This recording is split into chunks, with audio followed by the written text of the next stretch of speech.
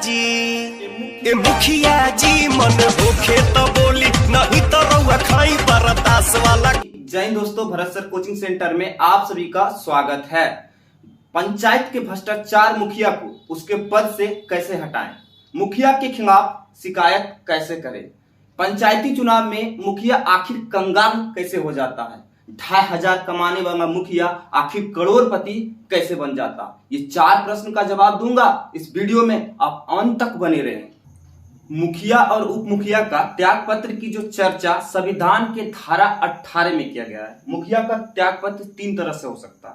1 number, मुखिया चाहे तो खुद से त्याग पत्र दे सकता है, यानी कि जिला पंचायत राज पदाधिकारी को त्याग पत्र दे सकता है। वो त्याग पत्र जिस दिन सूचना लिखेगी उसके 7 दिन तक अगर मुखिया त्याग पत्र को आपस नहीं लेता है जिला पंचायत पदाधिकारी से, तो उनका त्याग पत्र हो जाएगा।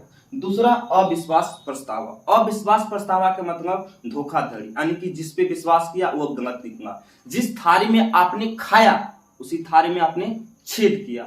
जो आपको बनाया वही आपको हटा सकता। आपको किसने चुना? जनता ने, तो जनता हटा सकता है। जैसे कि मान लेते कि आपके पंचायत में 6000 वोट था, तो 6000 का अगर 1/3 वोट करेंगे तो 2000 होता है। और आपका पंचायत में मानिए कि 15 वार्ड है, तो 15 वार्ड में से 3 वार्ड, यानी कि 1/3 वोट यानी कि 2000 और 3 वार्ड दोनों मिलकर अगर सिग्नेचर करके अगर के जिला पंचायत अधिकारी को अगर लिखित सूचना देते हैं, तो देने के बाद जिला पंचायत अधिकारी आपके पंचायत में बैठक बुलाएगी। अब बैठक बुलाने के समय कम से कम जितने मतदाता है उसका 5% बैठक में उपस्थित होना है। और उपस्थित होने के बाद वो इलेक्शन करवाएगा। इलेक्शन करवाने के बाद देखा जाएगा वोट अविश्वास प्रस्ताव में ज्यादा आता है कि मुखिया के पक्ष में। अगर अविश्वास प्रस्ताव में ज्यादा वोट आता है कि मुखिया के विरोध ज्यादा वोट जाता है, तो मुखिया हटाया जा सकता है। लेकिन ध्यान रखने की बात ये है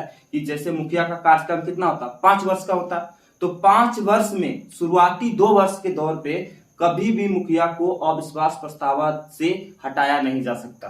तो बचा 3 साल, और 3 साल में भी एक नियम है कि अंतिम 6 महीना का समय में मुखिया का अविश्वास प्रस्ताव नहीं किया जा सकता, यानी कि नहीं हटाया जा सकता। यानी कि 2 वर्ष 6 महीना के बीच में आप उसे हटा सकते हैं। और तीसरा नंबर है कि आयुक्त के द्वारा मुखिया को हटाना। मुखिया क्या करता है कि अगर ग्राम पंचायत में ग्राम दंग सभा में अगर 3 बार क्रमागत गैर हाजिरी में रहा, या मुखिया शारीरिक और मानसिक तौर पर वो असमर्थ है, अब मुखिया अपने नियम के खिलाफ जा रहा, अपना पावर का गलत इस्तेमाल कर रहा, या तो मुखिया कोई दंडनीय अपराध किया, अन्य कोई मुकदमा चल रहा, या तो मुखिया के द्वारा क्या होता है ना कि कोई पंचायत में 6 महीना से कांड करके फरार हो गया, तो ये सब बातों को ध्यान रखते हुए चुनाव आयुक्त क्या करेगा?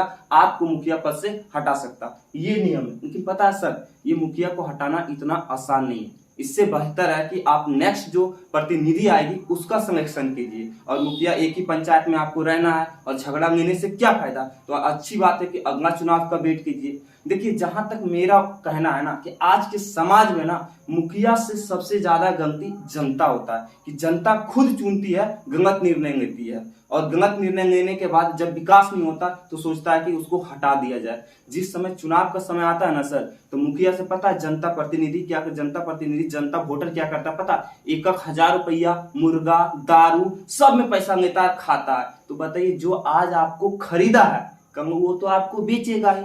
तो भैया इसीलिए कहते हैं ना कि जब मुखिया को चुनाव होता है तो आप चुनते समय अच्छे प्रतिनिधि को चुने। आप तो लाखों लाख पैसा खर्च करवा देते हैं मुखिया का, तो कल के डेट में वो विकास करेगा। इसलिए अगला बार जब चुनाव होगा तो मुखिया प्रत्याशी को अच्छा तरह से सोच समझ के वोट दीजिएगा। जय हिंद, जय भारत।